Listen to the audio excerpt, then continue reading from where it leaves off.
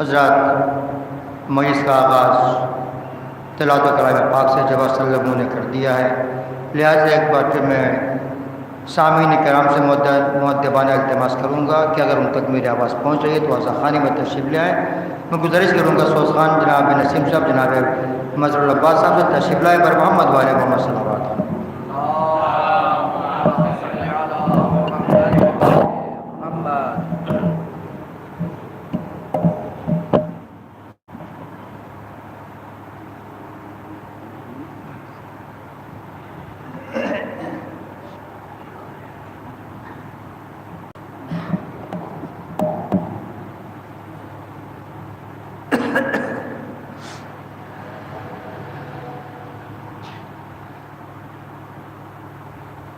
نعرہ صلوات صلی علی محمد و آل محمد۔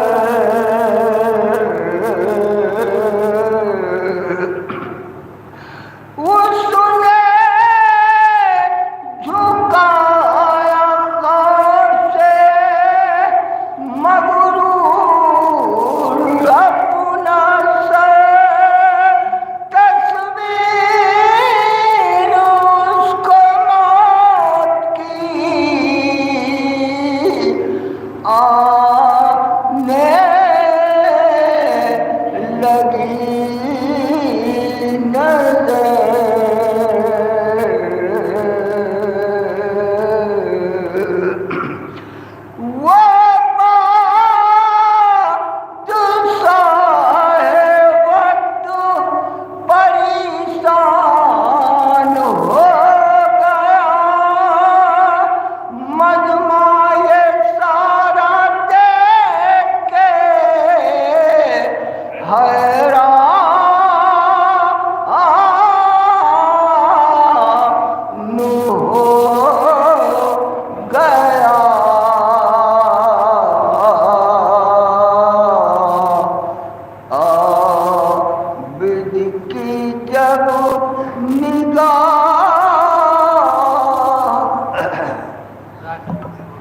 گئے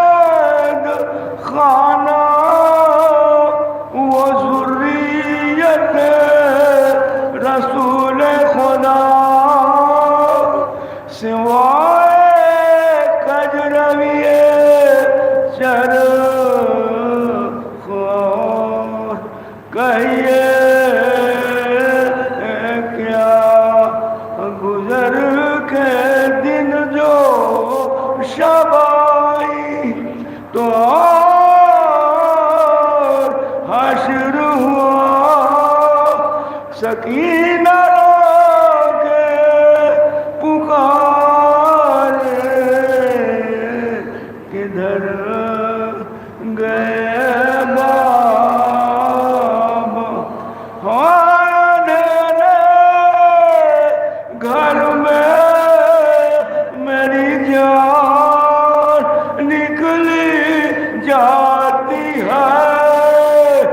نہ موت آتی ہے مجھ کو نہ نیند آتی ہے نہ موت آتی ہے مجھ کو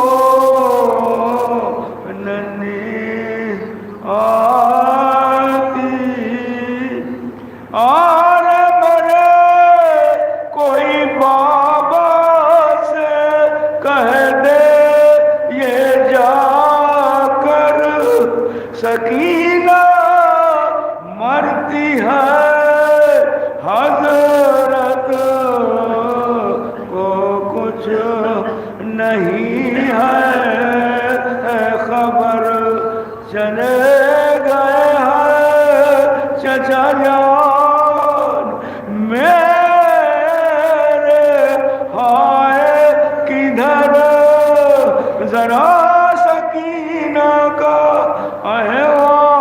احوال دیکھیں تو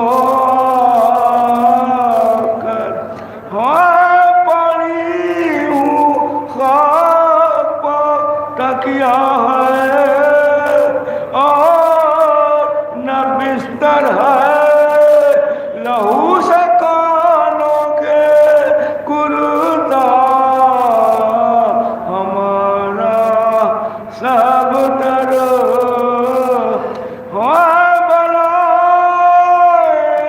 لے کے یہ کہتی تھی بانو یہ پرغم ہماری گود میں آؤ سنائے تم کو ہم وہ رو کے کہتی تھی اماں تمہیں خدا کی قسم ہمارے کانوں کو دیکھو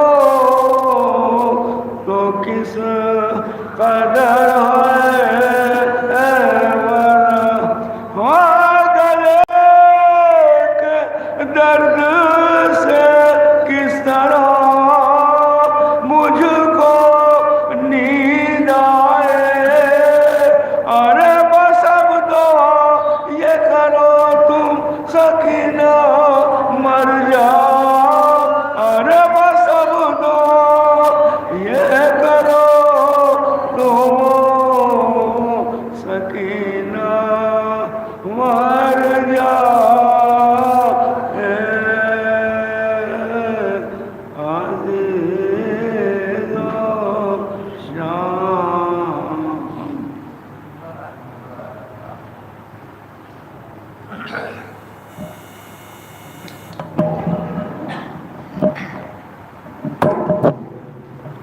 حضرات یہ تھے جامع نسیم صاحب اور مظہر العباس صاحب.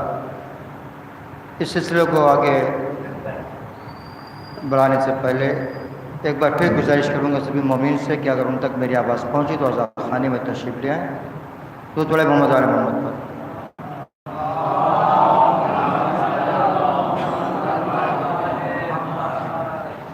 حضرات سرفراز صاحب کا یہ حکم ہے کہ بہرہ کچھ پڑھانا ہے تو کچھ اجازت ہے.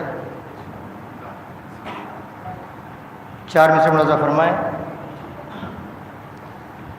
جناب امام سجاد کے حوالے سے ہے کہ زندان سے دلیل ملی جیت ہار کی زندان سے دلیل ملی جیت ہار کی وہ انقلاب اٹھا شہیدوں کے خون سے زندان سے دلیل ملی جیت ہار کی وہ انقلاب اٹھا شہیدوں کے خون سے اور نیندیں اڑی ہوئی ہیں محل میں یزید کی نیندیں اڑی ہوئی ہیں محل میں یزید کی بیٹھے ہیں جا نماز پا عابد سکون سے بیٹھے ہیں جا نماز پا عابد سکون سے. اور قتل دشمن پر بھی ہنسنا نہیں شیوا ان کا قتل دشمن پر بھی ہنسنا نہیں شیوا ان کا. یہ الگ بات کی یہ مصلحتاً شاد رہیں یہ الگ بات کی یہ مصلحتاً شاد رہیں. حرملا قتل پیوں تیرے ہنسے تھے سجاد حرملا قتل پیوں تیرے ہنسے تھے سجاد تاکہ تاریخ کو اصغر کی ہنسی یاد رہے تاکہ تاریخ کو اصغر کی ہنسی یاد رہے. حضرات یہ 4 مصرے ہیں، بالکل نئی اس میں چیز ہے کہ کربلا میں شہید تو 72 ہوئے تھے، لیکن علی اصغر ایک ایسا شہید تھا جس کو 2 بار دفن کیا گیا۔ ملاحظہ فرما اس پس منظر 4 مصرے ہیں، سارے شہید ایک بار دفن کیا گیا لیکن علی اصغر 2 بار دفن کیا گیا۔ ملاحظہ فرما اس پس منظر میں ہے کربلا، اس پر بھی ایک بچے نے قبضہ کر لیا، کربلا اس پر بھی ایک بچے نے قبضہ کر لیا جو فضیلت کل شہیدوں سے نہیں پائی گئی۔ ملاحظہ فرمائیں کہ کربلا اس پر بھی ایک بچے نے قبضہ کر لیا جو فضیلت کل شہیدوں سے نہیں پائی گئی، صرف اصغر نے لیا دوہری شہادت کا مزہ، صرف اصغر نے لیا دوہری شہادت کا مزہ۔ ایک میت تھا مگر 2 بار دفنائی گئی، ایک میت تھی مگر 2 بار دفنائی گئی۔ اور جناب فضا کے حوالے سے ہے کہ اسلحہ لے کر کسی میدان میں آنا اور ہے، اسلحہ لے کر کسی میدان میں آنا اور ہے، صلح کے دربار کو مقتل بنانا اور ہے، اسلحہ لے کر کسی میدان میں آنا اور ہے، صلح کے دربار کو مقتل بنانا اور ہے۔ عزم فضا نے حبیب ابن مظاہر سے کہا، عزم فضا نے حبیب ابن مظاہر سے کہا، تیر کھانا اور ہے پردہ بچانا اور ہے، تیر کھانا اور ہے پردہ بچانا اور ہے۔ عزم فضا نے حبیب ابن مظاہر سے کہا، تیر کھانا اور ہے پردہ بچانا اور ہے۔ تو بڑے محمد والے محمد پر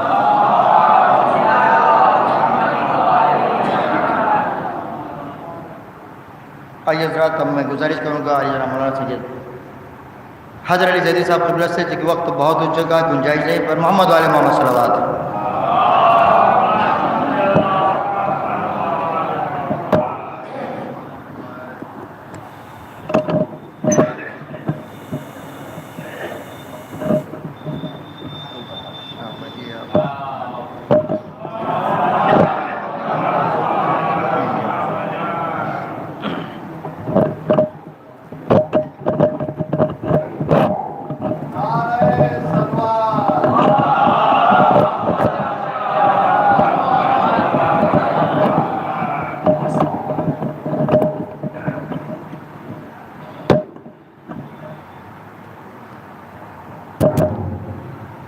رحم اللہ من قرأ الفاتحہ۔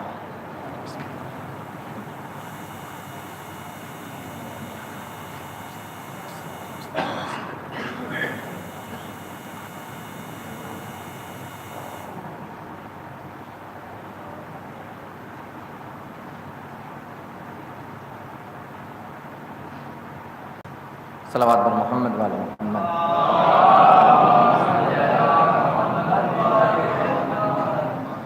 اعوذ باللہ من الشیطان الرجیم، بسم اللہ الرحمن الرحیم، الحمد للہ رب العالمین، الصلاة والسلام علی اشرف الانبیاء والمرسلین، سیدنا و نبینا ابی القاسم محمد وعلى أهل بيته الطيبين الطاهرين المعصومين المنتخبين المنتجبين، ولعنة الدائمة على أعدائهم وغاصبي حقوقهم ومنكري فضائلهم أجمعين. أما بعد، فقد قال الله تبارك وتعالى في محكم كتابه الحكيم: أعوذ بالله من الشيطان الرجيم، بسم الله الرحمن الرحيم، إن الله يأمركم أن تؤدوا الأمانات إلى أهلها. صلوات بر محمد وعلى محمد.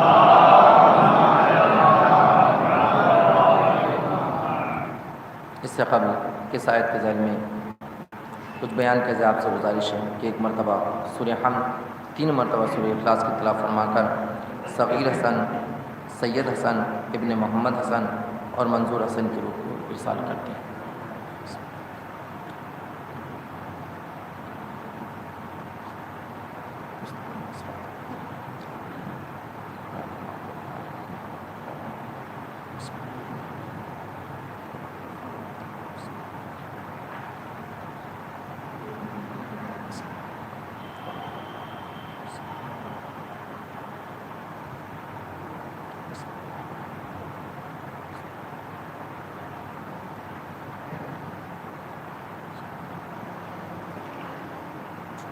صلوات بر محمد وعلی محمد۔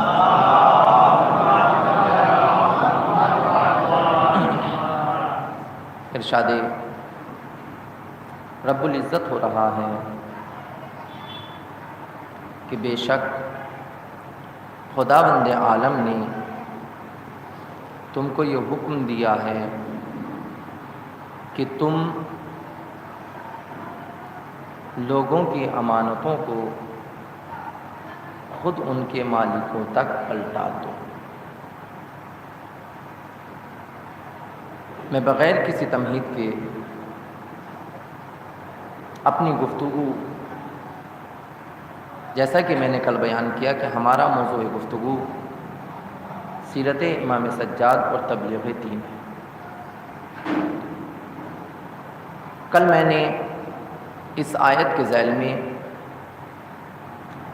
اپنے چوتھے امام کے متعلق جو چیزیں بیان کیں، اس میں سب سے پہلی بات یہ تھی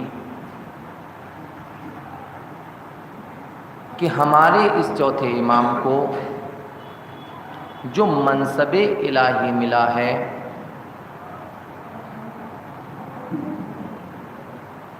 ہدایت، امامت، رہبری، جو کچھ آپ کہیے، ولایت، یہ جو ظاہری طور پر امام کو جب ملا ہے ایسے حالات میں ملا کہ خود امام سجاد سے پہلے یا پھر امام سجاد کے بعد ایسے حالات میں نہ کسی نبی کو، نہ کسی رسول کو، نہ کسی امام کو، نہ کسی ہادی اور رہبر کو ایسے حالات میں منصب نہیں ملا جن حالات میں ہمارے امام کو ملا ہے۔ وہ حالات کیا؟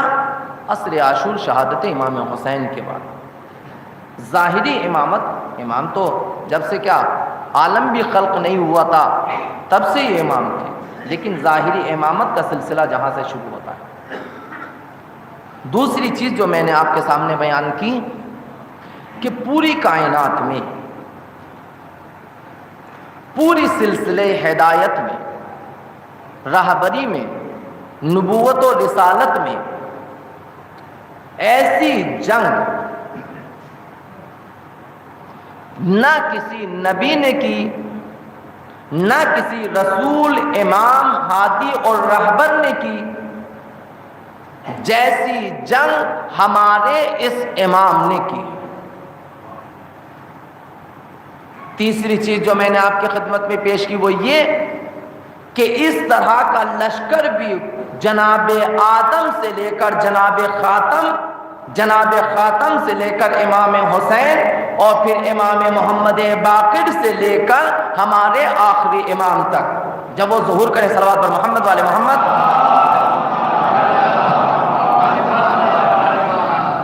آخری ہادی بھی منتظر ہے کہ 313 افراد سپہ سالار لشکر بن جائیں تو پھر ظہور کریں۔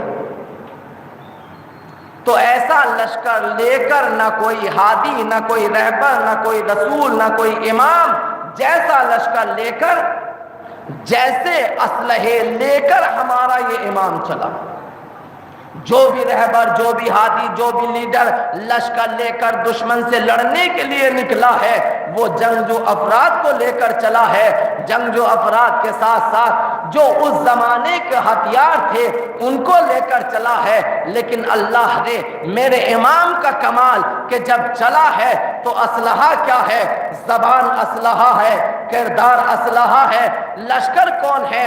کچھ بیوہ عورتیں ہیں، لاوارث عورتیں ہیں، یتیم بچے ہیں، لیکن میرے عزیزوں یاد رکھیے جملہ آپ کی سماعتوں کے حوالے کرنا چاہتا ہوں، جناب امام سجاد سے پہلے کسی ہادی کو ایسی کامیابی، میں نہیں کہتا کہ کامیابی نہیں ملی، ظاہری تاریخ کو مد نظر رکھتے ہوئے یہ جملہ کہنا چاہتا ہوں، جیسی ظاہری کامیابی ہمارے اس امام نے اپنے اس ہتھیار جو زبان کی صورت میں لے کر چلا تھا، جیسی اس نے فتح و کامیابی حاصل کی ہے ویسے کسی رسول اور ہادی نے نہیں کی ہے۔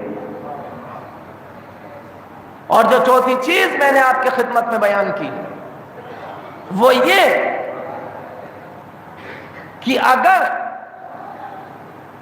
ظالم و جابر حاکم کو برداشت نہ کرنے کی قوت حسین ابن علی اور شہدائے کربلا نے دی ہے، تو پھر ظالم کی آنکھوں میں آنکھیں ڈال کر اس کو للکار کر گفتگو کرنے کا حوصلہ سید سجاد اور جناب زینب نے عطا کیا ہے۔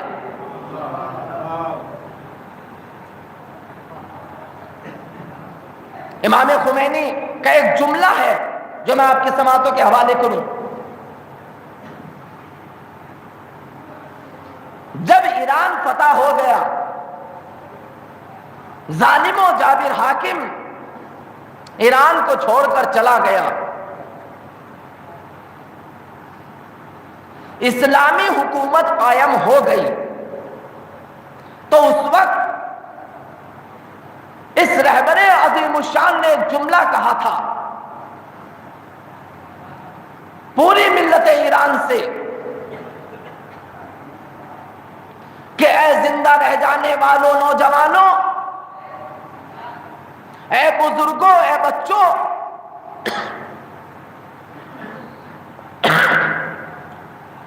اس ملک کو آزاد کرانے میں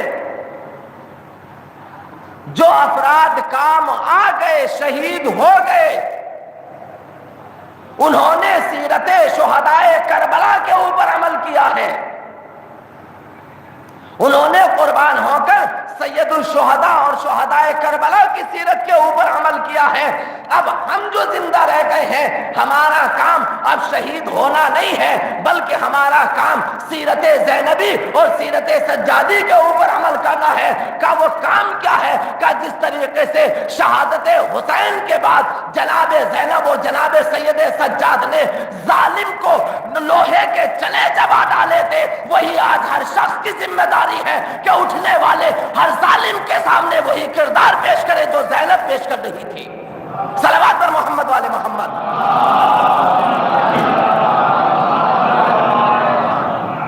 تو یہ آج ہماری یہی ذمہ داری ہے، ہم سے اسلام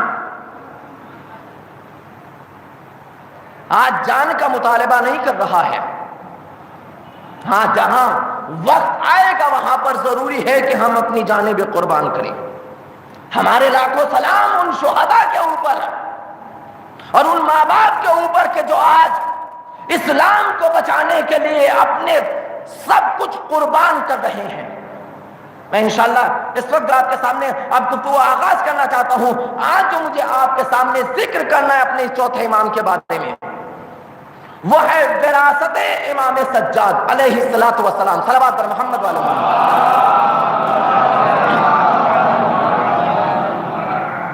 وراثت، صلوات پر محمد والے محمد۔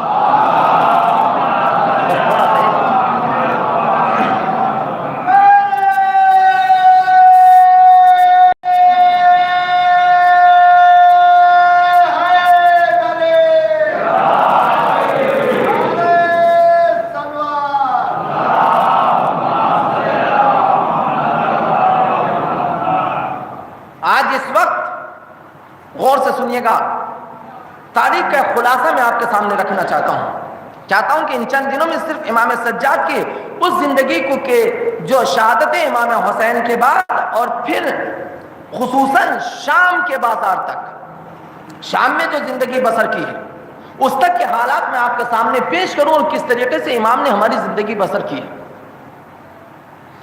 تو خصوصاً امام کی زندگی کو سمجھنے کے لیے ضروری ہے، وراثت امام کو سمجھنے کے لیے ضروری ہے کہ خود ہم اس وراثت کو سمجھیں کہ امام کو کیا ملا، کس چیز کے وارث بنے۔ اگر میں ایک جملے میں کہوں کہ ہمارا چوتھا امام وارث ہے حسینیت کا، صلوات پر محمد والے محمد، صرف امام حسین کا نہیں، حسینیت کا۔ اب آپ سوال کریں گے کہ پھر حسینیت کہتے کس کو ہیں؟ چند جملے میں سنیں بہت ہی غور کے ساتھ۔ پوری تاریخ کربلا جو آج تک آپ سن چکے ہیں مصائب کی شکل میں یا کسی اور شکل میں، میں ان کا نتیجہ آپ کے سامنے رکھنا چاہتا ہوں۔ حسینیت کس چیز کو کہا جاتا ہے؟ حسینیت کیا ہے؟ کیا حسینیت صرف نام لے دینے کا نام، ایک مرتبہ یا حسین سینے پر ہاتھ مار کر زبان سے یا حسین کہہ دینے کا نام حسینیت ہے؟ تو میرا عزیزو یاد رکھیے، اگر اس کا نام حسینیت ہے تو پھر نہ جانے کتنے ایسے افراد تھے جو زبان سے حسین حسین تو کہہ رہے تھے، ہائے حسین تو کہہ رہے تھے، لیکن وہی پھر میدان کربلا میں حسین ابن علی کو قتل کرنے کے لیے بھی آ گئے تھے۔ اگر آپ جملہ آ گیا تو میں آپ کی خدمت میں پیش کروں میرے عزیزو۔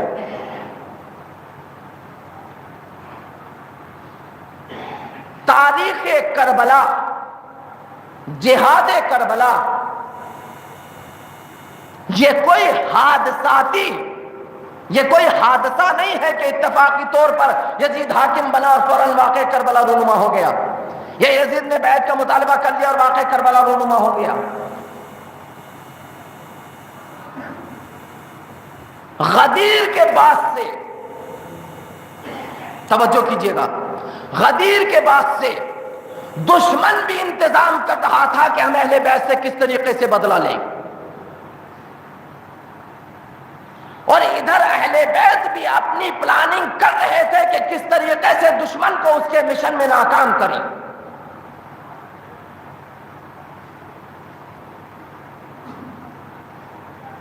یہ جو شہادت امام حسین اور شہدائے کربلا کی جو شہادت ہے،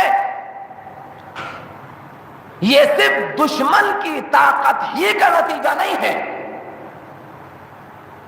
بلکہ جو اپنے آپ کو شیعہ کہہ رہے تھے، امام حسین اور اہل بیت کا چاہنے والا کہہ رہے تھے، ان کی بھی لا علمی کا نتیجہ ہے کہ وہ وقت کے امام کو نہیں پہچانتے تھے۔ ایک واقعہ یاد آ کہ میں خدمت میں آپ کے پیش کر دوں۔ ایران کا ایک تاجر تھا کہ جو کفن اور آلات کفن بیچا کرتا تھا۔ آج ہماری بالکل وہی ذمہ داری ہے، جیسے کل کوفے والے، میں استغفر اللہ آپ کے لیے، میں اپنے لیے بیان کر رہا ہوں کہ ہم میں سے ہر ایک آدمی سمجھے۔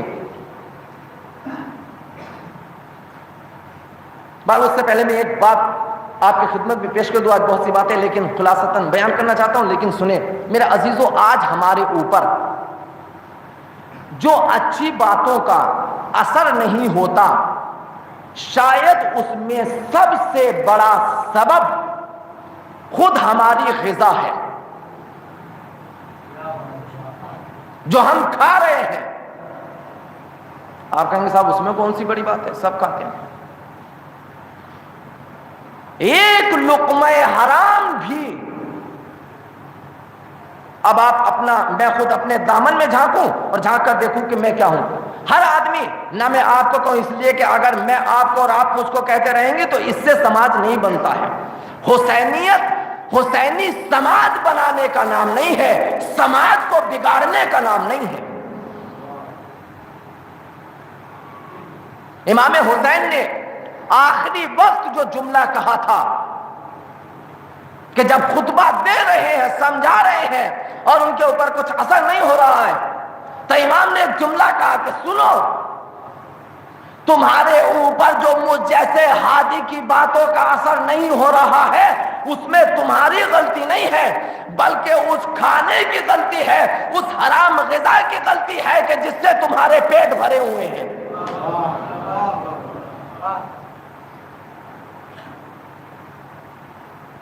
عباسی حکومت کے درمیان ایک عالم تھا،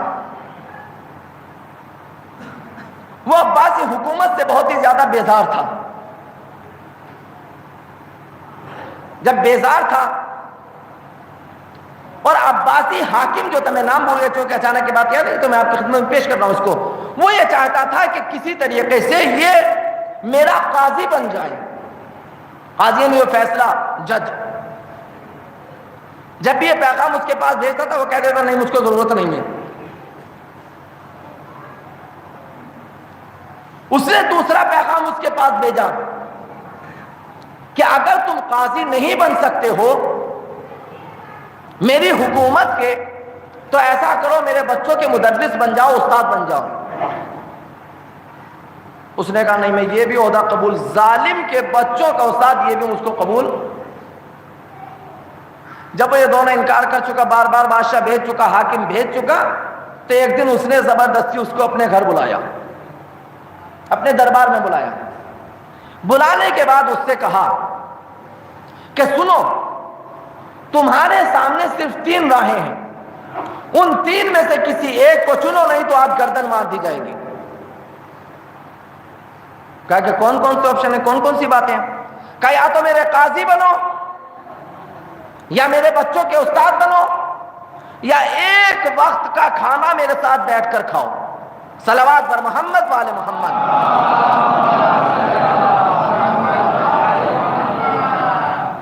اس نے دیکھا اگر میں قاضی بنوں گا تو زندگی بھر اس کی غلامی کرنا پڑے گی، اگر میں بچوں کا استاد بنتا ہوں تو ہمیشہ اس کے دربار میں اس کے سامنے آنا پڑے گا، لہذا سب سے آسان طریقہ ہے کہ جو کچھ ہی دیر میں ختم ہو جائے گا، تھوڑی دیر بیٹھ کر ایک ٹائم کا کھانا اس کے ساتھ کھا لو۔ اس نے کہا کہ مجھے تیسری بات تمہاری منظور، میں تمہارے ساتھ بیٹھ کر کھانا کھانا چاہتا ہوں، ایک وقت کا کھانا کھا لیتا ہوں۔ کہا ٹھیک ہے۔ اس نے اپنے باورچی کو حکم دیا کہ بہترین کھانا بناؤ، لذیذ کھانے، ایک سے ایک کھانا بنا۔ کھانا بننے کے بعد دربار میں دسترخوان میں سجا، کہا آئیے بسم اللہ۔ دسترخوان پر بیٹھا، ایک وقت کا کھانا کھایا۔ اس ایک وقت کے کھانے کا اثر معلوم ہے کیا ہوا؟ کہ جب یہ کھانا کھا رہا تھا تو جو باورچی تھا وہ اس کو دیکھ رہا تھا، اتنے شوق کے ساتھ کھانا کھا رہا تھا اور اس کے دل سے نکل رہا تھا آج تک میں نے ایسا کھانا نہیں کھایا، واہ کیا غذا ہے، کیا کھانا ہے۔ جیسے اس کی زبان سے نکلا ماشاءاللہ کتنا اچھا کھانا ہے، اس باورچی نے فوراً حاکم سے آ کر کہا تمہارا کام ہو گیا، اب نہ گھبراؤ۔ اس نے کھانا کھایا، کھانا کھانے کے بعد کام ختم، لیکن اب تاریخ آگے بڑھتی ہے، تاریخ بڑھ کر کہتی ہے اس نے ایک وقت کا کھانا کھایا تھا، لیکن کھانا کھانے کا نتیجہ یہ ہوا کہ جو اب تک یہ کہہ رہا تھا میں تمہارا قاضی نہیں بن سکتا، کچھ دنوں کے بعد اس کے قضاوت کے عہدے کو بھی قبول کیا۔ جو یہ کہہ رہا تھا میں تمہارے بچوں کا استاد نہیں بن سکتا، کچھ دنوں کے بعد اس نے استادی کو بھی قبول کیا۔ تو میرے عزیزوں یاد رکھیں، جب آخر میں مجھ سے سوال کیا گیا کہ آخر تم نے پایا کیا ہے، تم نے کھویا کیا ہے، تو اس نے دربار میں ایک جملہ کہا تھا کہ سنو، اس ایک وقت کی غذا کی اس ایک وقت کی غذا کی قیمت یہ تھی کہ میں نے اپنا دین بیچ دیا، دنیا خرید لی۔ تو ایک وقت کی حرام غذا انسان کا دین کی قیمت ہوتی ہے۔ بس اگر ہم اپنے دین کو بچانا چاہتے ہیں تو پہلے ہم کو حرام غذا سے بچنا پڑے گا، تب کہیں جا کر ہم دیدار بن سکتے ہیں۔ وہیں پر ایک اہل بیت کا چاہنے والا دیوانہ ہے، ہارون رشید نے اس کے پاس کھانا بھیجا، بہلول دانا، بہترین غذا بنا کر بھیجا گیا کہ جاؤ جا کر بہلول کو دے دو۔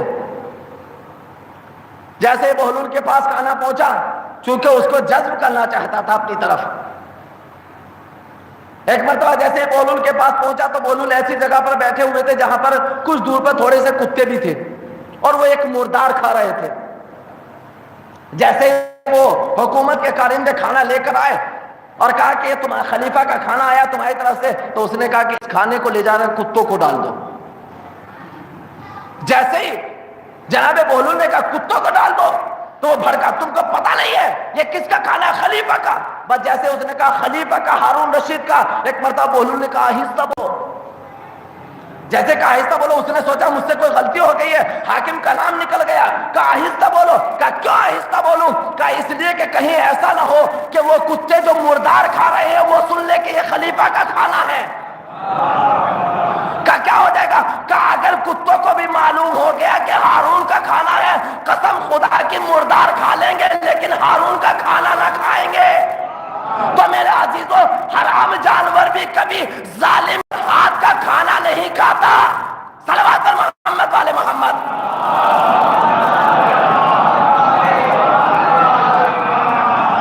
تو سب سے زیادہ جو ہمارے کردار میں اور اچھی باتوں کو قبول کرنے میں مؤثر چیز ہے وہ ہے غذا۔ ہم کو اپنی غذا کو پاک کرنا ہوگا. قسم خدا کی جس دن ہماری غذا پاک ہو گئی کوئی بھی ایسا حکم شریعت نہیں ہوگا کہ جو ہم سے پامال ہو سکے, کوئی بھی ایسا حکم شریعت نہیں ہوگا کہ جو ہم سے چھوٹ چکے. جب اب میں نہیں کہنا چاہتا کہ بھائی آپ کھاتے, صلوات پر محمد والے محمد. مولویوں کی ایک سب سے بڑی مصیبت یہ بھی ہے کہ اگر بیچارے کچھ بیان کرتے سوچتے ہیں کہ اگر کسی کے اوپر فٹ ہو جائے تو کہیے ہمارے خلاف پڑھا ہے. بیچارے بہت مصیبت, مولوی اس معاملے میں بہت ہی مظلوم ہے بیچارے.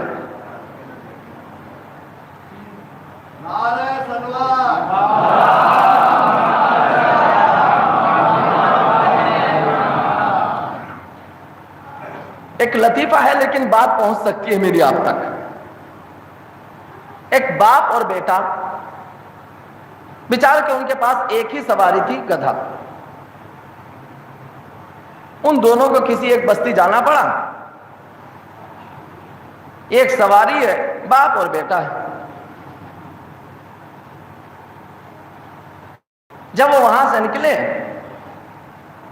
تو ایک مرتبہ بیٹے نے باپ سے کہا کہ ابا جان ایسا ہے, آپ بزرگ ہیں, آپ اس پر بیٹھ جائیے, میں پیدل چل لیتا ہوں. کہا بیٹا ٹھیک ہے. وہ بیچارہ جیسے بیٹھ کر چلا, تھوڑی دور چلے تھے کہ کچھ لوگ ملے.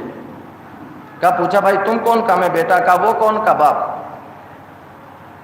ایک مرتبہ جیسے انہوں نے سنا اوپر باپ بیٹھا ہے نیچے بیٹا, تو کہا کتنا ظالم باپ ہے, بیچارہ بیٹا پیدل چل رہا ہے اور باپ جو ہے نوابوں کی طرح اوپر بیٹھا ہوا ہے.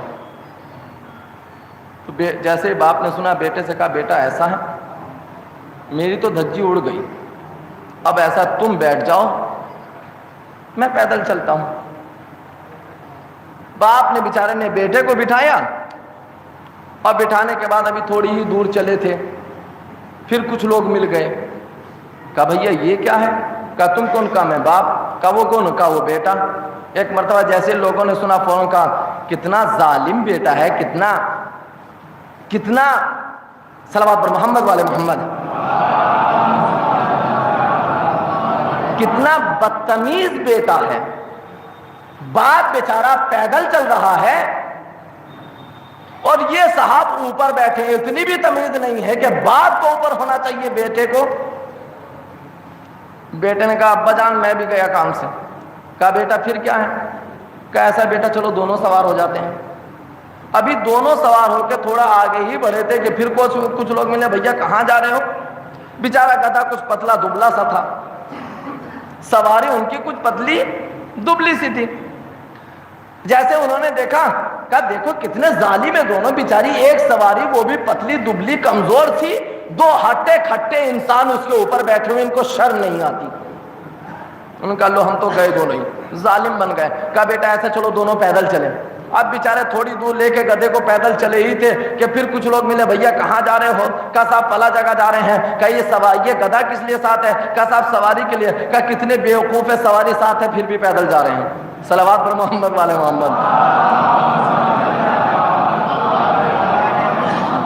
اب آپ بتائیے یہ آخر دونوں ماں باپ کرے, دونوں باپ اور بیٹا کرے تو کیا کرے؟ باپ سوار ہوا تو ظالم, بیٹا سوار ہوا تو بدتمیز, دونوں سوار ہوئے تو بے رحم, دونوں پیدل چلے تو پاگل دیوانے. آج بیانے یہی حالت ہو گئی مولویوں کی. اگر بیچارے کچھ تبلیغی باتیں کر دیں کہ ہمارا یہ ہونا چاہیے, ہم کو یہ کرنا چاہیے, ہم کو یہ کرنا چاہیے, ہم کو یہ کرنا چاہیے, تو کبھی بانی مجلس آتا ہے, کبھی سننے والے آتے ہیں. کہا صاحب آج تو مولانا نے سلا کر رکھ دیا, پتہ نہیں کیا پڑھ رہے تھے, مزہ نہیں آیا مجلس میں. اور اگر ویسا پڑھ کر چلا جائے کچھ تو کہتے صاحب جتنی ہماری قوم کو برباد کر رکھا ہے وہ سارا کا سارا ان مولویوں نے کر رکھا ہے, کبھی بتاتے ہی نہیں ہیں. تو میرے عزیزوں, میرے دوستوں, میرے بزرگوں, میرے نوجوانوں, بس چند جملوں میں سنیں, پھر میں کل اس کی وضاحت کروں گا. امام سجاد وارث ہیں صرف امام حسین کے نہیں بلکہ حسینیت کے. کا سوال یہ پیدا ہوتا ہے حسینیت کہتے کس کو ہے؟ تو میں چند جملوں میں آپ کی خدمت میں پیش کروں, کل انشاءاللہ میں اس کی وضاحت کروں گا. میرے عزیزوں یاد رکھیے گا, حسینیت نام ہے انسانیت کو حیات ابدی عطا کرنے کا. حسینیت انسانیت کو حیات ابدی عطا کرنے کا نام ہے. بس امام سجاد حسینیت کے وارث ہیں. اب جو وہ کام کرتے چلے جائیں گے وہی کام کریں گے جس سے انسانیت باقی رہ جائے, انسانیت کو حیات مل جائے. اگر دربار میں خطبہ دے رہے ہیں جوش کے ساتھ اور اس کے لہجے میں کہ جس میں کبھی علی نے خطبہ دیا تھا, جس میں کبھی ان کے والدین نے خطبہ دیا تھا, تو بتا رہے ہیں کہ ہم کبھی ظالم سے ڈرتے نہیں ہیں.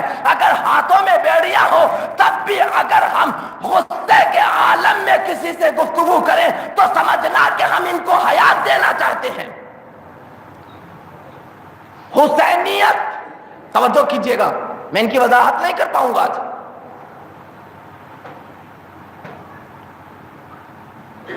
حسینیت نام ہے. سماج اور معاشرے میں, میرے نوجوان اس جملے کو غور سے سنیں,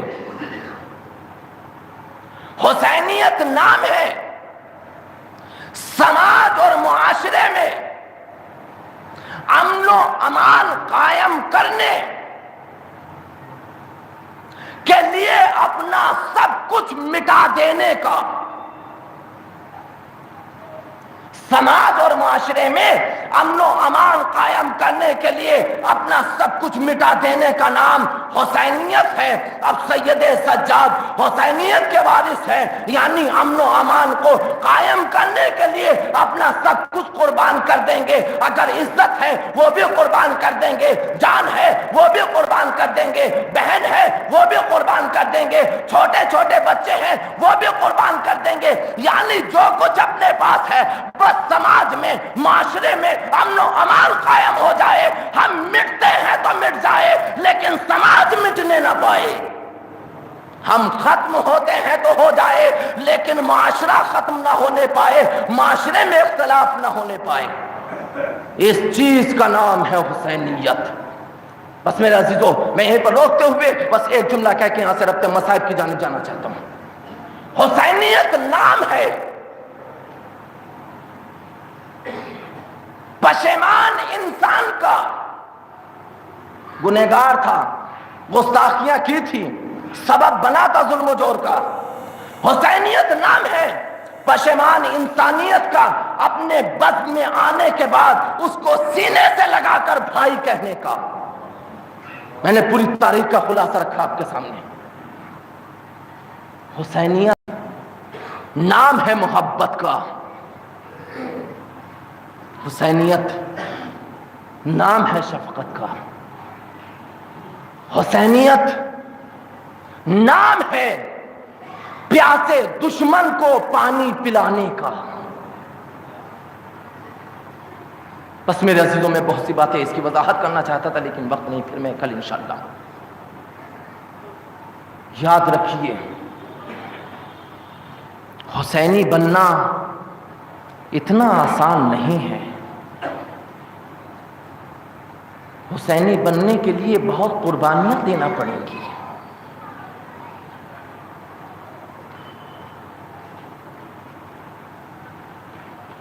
عزیزوں,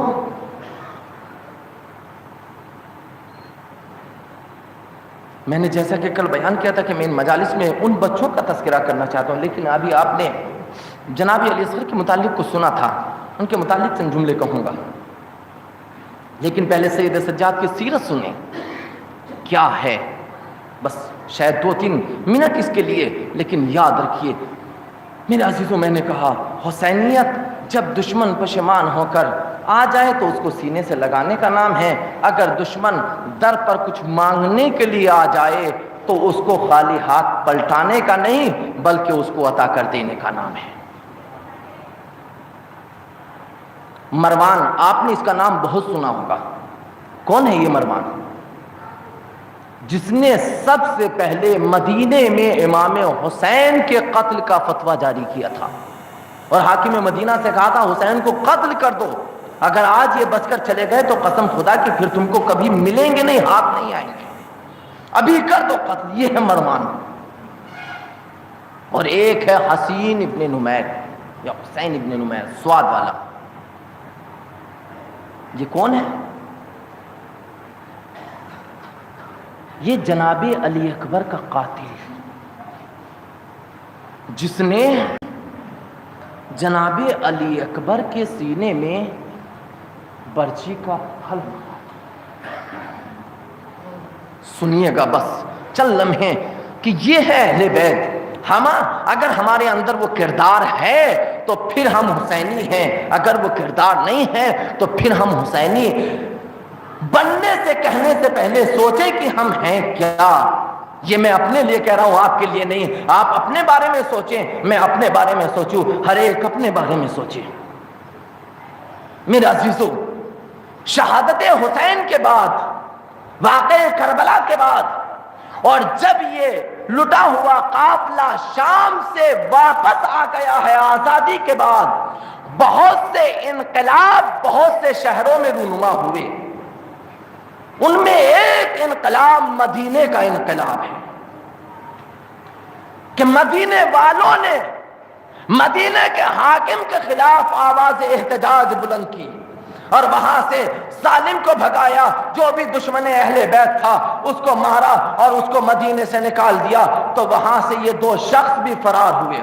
اور اس دوران کہ جب مدینے میں انقلاب برپا ہوا تھا, میں انشاءاللہ ان کی وجوہات بیان کروں گا کہ کیوں امام سجاد اس دوران مدینے میں نہیں تھے, کیوں ریگستان میں جا کر رہنے لگے تھے, کیوں اپنے خانوادے کو لے کر باہر چلے گئے تھے, آخر کیا وجہ ہے, کیا سبب ہے. لیکن میرے عزیزو, جب مدینے میں انقلاب برپا ہوا تھا تو سید سجاد مدینے میں نہیں تھے, مدینے سے باہر چلے گئے تھے, وہاں پر خیمہ لگا کر رہ رہے تھے. یہ مروان اور یہ حسین دونوں کے دونوں, مروان اپنے خانوادے کو لے کر اور حسین خود پہنچا ہے. میرے عزیزو, سنیں آپ اپنے مولا سید سجاد کی سیرت, سنیں آپ ان کا کردار. کون ہے مروان جس نے سب سے پہلے قتل کا حکم دیا؟ کون ہے مروان جو اہل بیت سے سخت نفرت کرتا ہے؟ کون ہے مروان جو اہل بیت کا سخت ترین دشمن ہے؟ کون ہے جس کی وجہ سے ساری کی ساری مصیبتیں کھڑی ہوئیں؟ لیکن اللہ اکبر, ہمارے لاکھوں سلام سید سجاد کے اوپر, ہمارے لاکھوں سلام وارث حسین کے اوپر, ہمارے لاکھوں سلام وارث حسینیت سید سجاد کے اوپر. ایک مرتبہ یہ مروان سید سجاد کی خدمت میں آیا, مولا میرے یہ بیوی ہے, مولا میرے یہ بچے ہیں, ان کو پناہ دے دو, ان کو امان دے دو. سوچو عزیزو, کون آیا سید سجاد کی خدمت میں؟ وہ آیا کہ جس نے حسین کے گھر کو, جس نے نبی کے گھر کو, جس نے فاطمہ کے گھر کو اجاڑنے میں کوئی کسر نہ چھوڑی.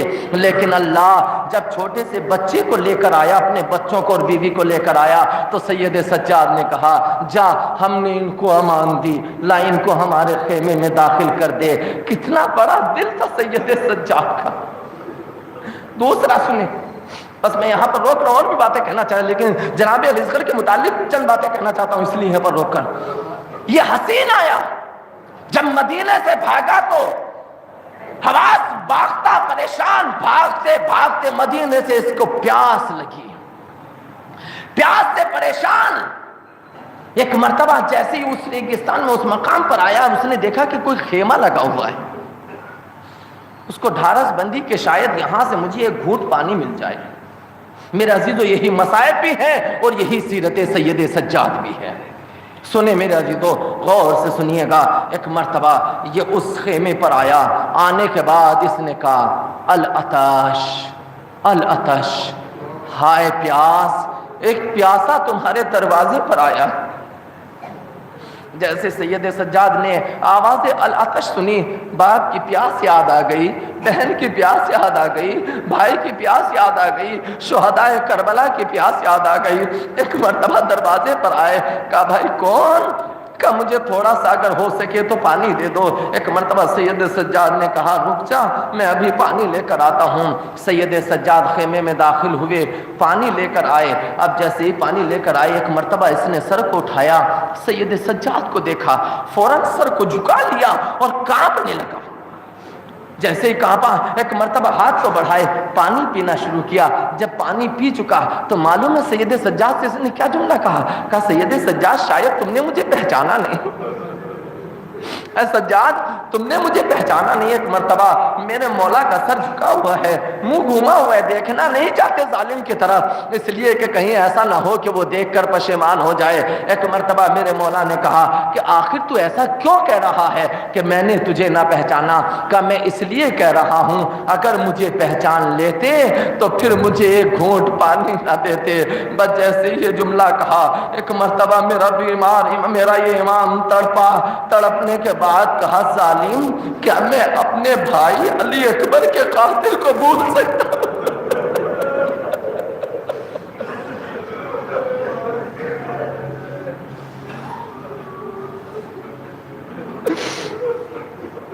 اے ظالم کیا میں شبیہ پیغمبر اپنے باپ کے دل کے سکون، اپنے بھائی علی اکبر کے قاتل کو بھول سکتا ہوں؟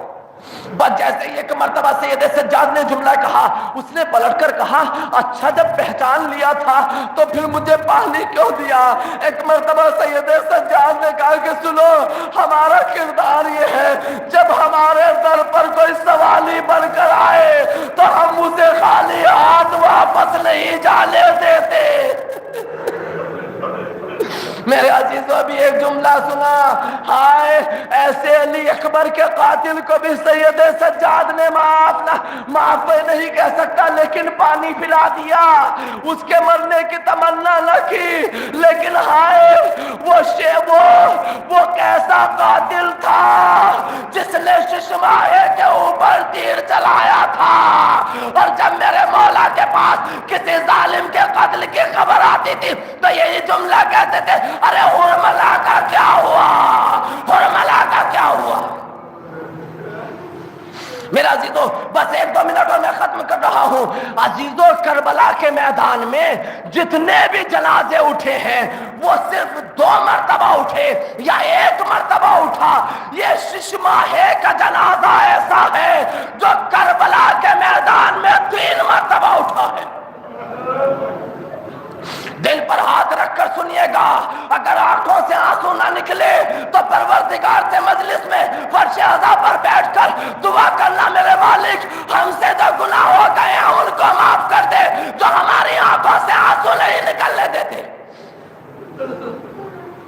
پتہ ہے کون سے مقامات؟ پہلا مقام جب میرا امام اپنے ششماہے کے لیے پانی کا سوال کرنے کے لیے آگے بڑھا۔ میں پوری شہادت پڑھنا نہیں چاہتا، میرا امام آیا، آنے کے بعد سوال آب کیا، اللہ جنہوں نے کبھی سوال کرنا نہیں سیکھا آج وہ سوال بھی کر رہے تو ایسی چیز کے لیے جس کے اوپر کسی کی بندش نہیں ہوتی۔ حسین جیسا کریم ابن کریم سوال کر رہا ہے، ارے تم میں کوئی باپ ہے؟ اگر ہو سکے تو میرے بچے کو پانی پلا دو۔ جب باپ کی طرف سے بھی کوئی جواب نہ آیا، ایک مرتبہ میرے امام نے کہا کیا تم میں کوئی انسان نہیں ہے جو میرے بچے کو پانی پلا سکے؟ عزیزوں کوئی جواب نہ آیا۔ ایک مرتبہ امام نے کہا بیٹا تو بھی تو حجت خدا کا فرزند ہے، لے اپنی حجت کو تمام کر دے۔ سید سجاد کو زمین کربلا پر لٹایا۔ عزیزو خطباء و ذاکرین بیان کرتے ہیں، بیان کرتے ہیں کہ عاشور کے دن کربلا کی زمین ایسے تپ رہی تھی کہ اگر اس کے اوپر کوئی دانہ ڈالا جاتا تو وہ بھول کر راکھ ہو جاتا۔ اللہ اس کے اوپر ایک باپ نے اپنے 6 مہینے کے بچے کو لٹایا۔ ایک مرتبہ بچے نے ایڑیاں رگڑنا شروع کی، کہا میرے لال تو فخر اسماعیل ہے، یہ کہہ کر بچے کو اٹھایا، کہا میرے لال اپنی حجت کو تمام کر دے۔ جیسے ہی باپ کا یہ جملہ سنا ایک مرتبہ چھوٹا سا منہ کھلا اور اس چھوٹے سے منہ سے چھوٹی سی زبان اپنے چھوٹے چھوٹے ہونٹوں پر پھیرنا شروع کی۔ عزیزوں جیسے ظالموں نے یہ منظر دیکھا ایک مرتبہ تڑپنا شروع کر دیا، فریاد کرنا شروع کر دی۔ ارے کربلا کے میدان میں ایک آواز گونجی، کربلا کے میدان میں ایک آواز گونجی، اے حرملہ تو کہاں ہے؟ حسین کے کلام کو قطع کر دے۔ عزیزو لو ادھر سے تیر چلا، باپ کے ہاتھوں پر بیٹا منقلب ہو گیا۔ خدا کسی باپ کو اتنا مجبور نہ کرے جتنا مجبور میرا امام۔ میرا عزیزو اب پہلی مرتبہ جنازہ اٹھ رہا ہے، لیکن اس جنازے کی خصوصیت اور ہے، جس نے جنازہ اٹھایا اس بے شیر کا تنہا ہی اٹھایا۔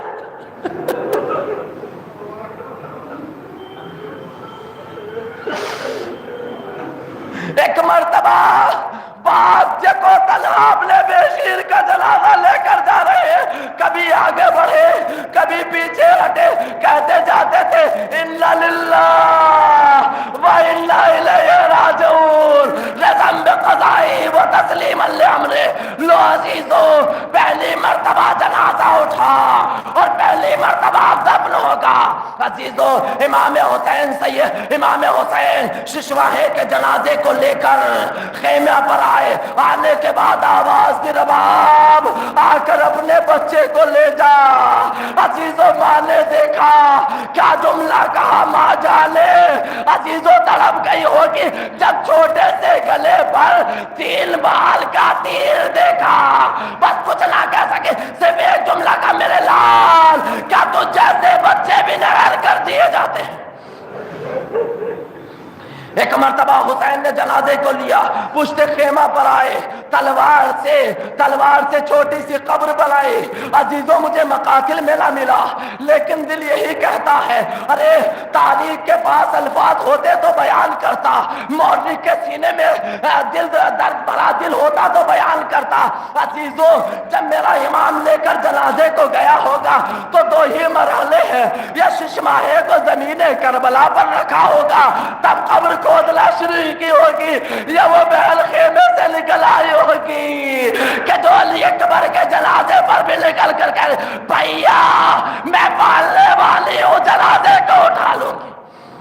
عزیزو لو حسین نے علی اصغر کے جنازے کو دفن کیا، یہ پہلی مرتبہ تھا جب جنازہ اٹھا۔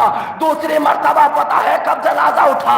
عزیزو عجیب و غریب جنازہ ہے، پہلا باپ نے اٹھایا، دوسری مرتبہ جب جنازہ اٹھایا تو ماں نے اٹھایا، تیسری مرتبہ جب جنازہ اٹھایا تو بھائی نے اٹھایا۔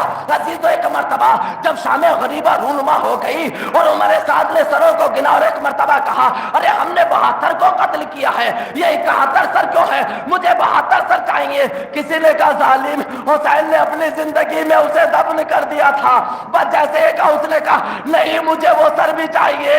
عزیزو نیزہ بردار چلے، ارے شب کے سناٹے میں زمین کربلا پر نیزہ گاڑتے تھے۔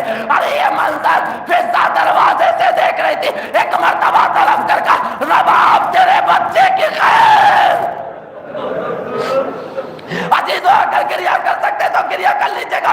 ایک مرتبہ ماں خیمے کے دروازے پر آئی، خدا کسی ماں کا وہ منظر نہ دکھائے جو رباب نے دیکھا۔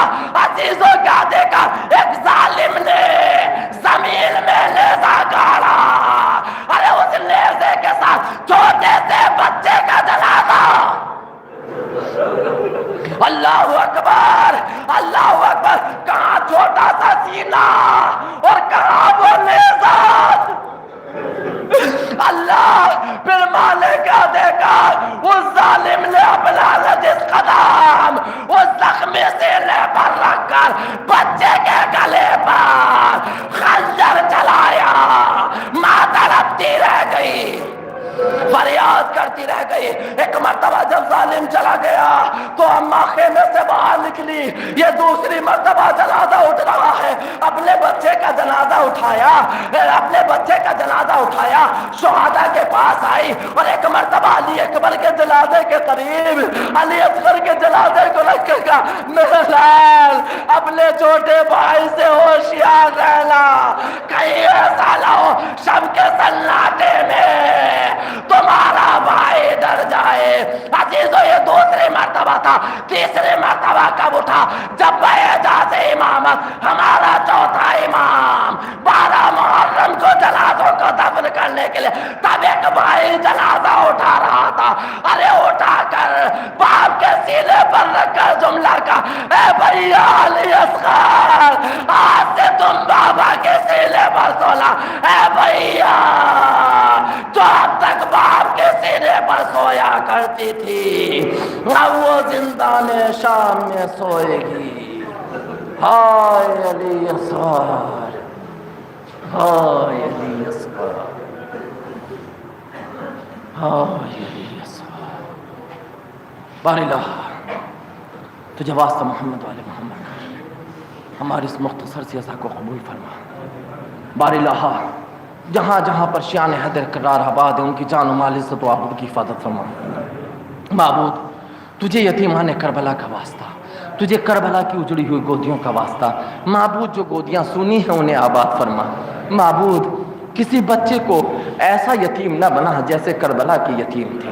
معبود اور اگر یتیم ہو گئے ہیں ان کو اپنے سوا کسی دوسرے کا محتاج نہ بنا. معبود علماء اعلام کا سایہ ہمارے سروں پر باقی رکھ. پروردگار پرچم اسلام کو سر بلند فرما، پرچم کفر و نفاق کو سرنگوں فرما. ہمارے آخری ہادی کے ظہور میں تعجیل فرما، ہم کو ان کے اعوان و انصار میں شمار فرما. باری دیگر سورہ حمد اور سورہ اخلاص کی تلاوت فرما کر صغیر حسن، سید حسن ابن محمد حسن اور منظور حسن کی روح کو ارسال کرتے ہیں.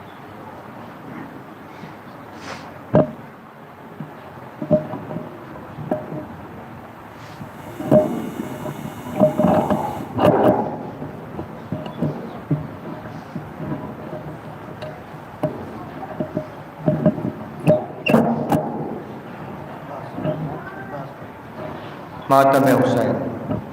عباس سلموں مائک کو تشنا ایک نوا ہوگا آپ سب مل جل کر ماتم کریں. یا حسین.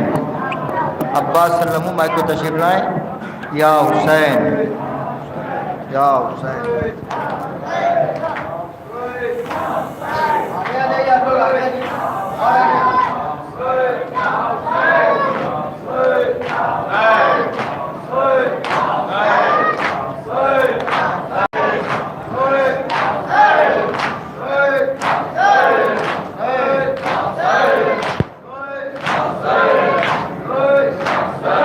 کرتی ہے فریاد یہ بنت زہرا، کرتی ہے فریاد یہ بنت زہرا بابا، کرتی ہے فریاد یہ بنت زہرا، کرتی ہے فریاد یہ بنت زہرا بابا، کرتی ہے فریاد یہ بنت زہرا، کرتی ہے فریاد یہ بنت زہرا بابا، کرتی ہے فریاد یہ بنت زہرا، کرتی ہے فریاد یہ بنت زہرا بابا. بے رحم سے ظالموں نے ذبح بھائی کو کیا، تند تھا خنجر بہت بھائی تڑپتا رہ گیا، کاٹو نہ گلا منہ بہت پیاسا، یہ میرا بھائی دیتا تھا صدا بابا، کرتی ہے فریاد یہ بنت زہرا، کرتی ہے فریاد یہ بنت زہرا بابا. آنکھ میں جب تیر دی تب ہاتھ غازی کے نہ تھے، ماشک جب چیر دی گئی تب ہاتھ غازی کے نہ تھے، بھیا تھا لاچار ہائے علمدار، نہر کنارے ہو گیا مارا بابا، کرتی ہے فریاد یہ بنت زہرا، کرتی ہے فریاد یہ بنت زہرا بابا. ماں کا یہ ارمان تھا قاسم میرا دولہا بنے، ہائے ان اغیار نے اس پر ستم بھی ڈھا دیے، قاسم کا لاشا ٹکڑوں میں ہوا، پنیر دامے لائے تھے بھیا بابا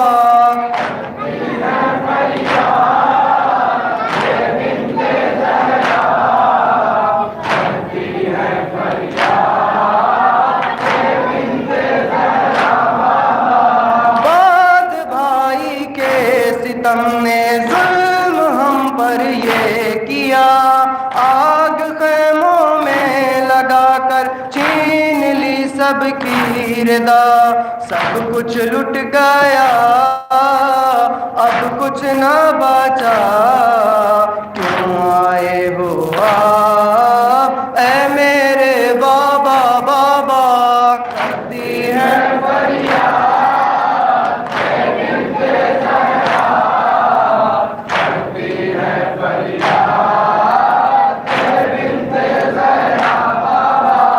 خون کے آنسو لائنوں نے رلایا ہے بہت ایک قطرے کے لیے بچوں کو ترسایا بہت بچے تڑپ کر کہتے تھے رو کر مل جاتا اللہ پانی ذرا سا بابا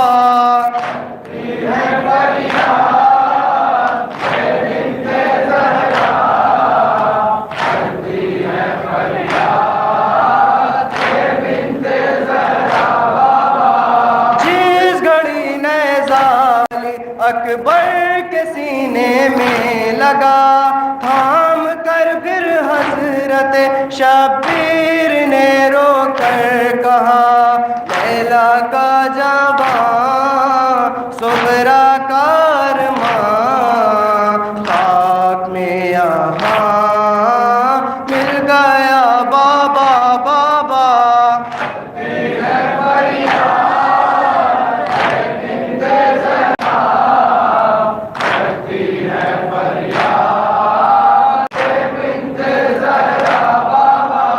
بے رحم سے ظالموں نے ذبح بھائی کو کیا تند تھا خنجر بہت بھائی تڑپتا رہ گیا کاٹو نہ گالا ہوں بہت پیاسا یہ میرا بھائی دیتا تھا سادا بابا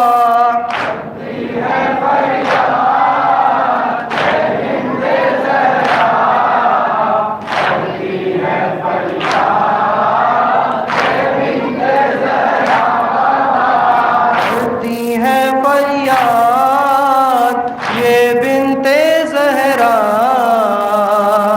کرتی ہے فریاد یہ بنت زہرا بابا